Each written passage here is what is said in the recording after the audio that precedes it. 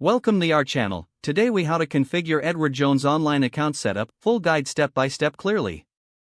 To start the online account setup for Edward Jones, visit the official Edward Jones website. Locate the Client Center option on the home page. Click on Client Center to proceed. You will see a button that says Create an Account. Click on the Create an Account button. This will direct you to the account registration page. Fill in the required personal information in the registration form.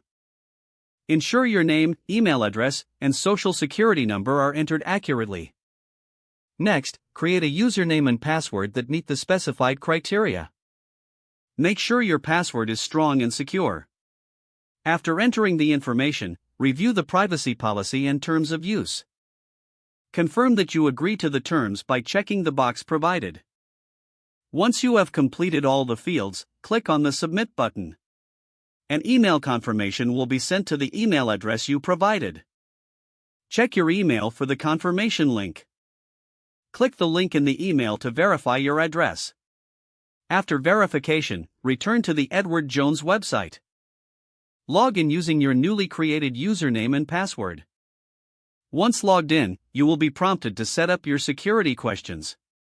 Choose security questions that are easy for you to remember, but hard for others to guess. Complete the security questions and click Continue. Now, you can access your account dashboard. Explore the different features available on your dashboard. If you need assistance, refer to the Help section for additional resources. Congratulations, your Edward Jones online account is now set up. If the page does not load, refresh the browser or try again in a private or incognito window.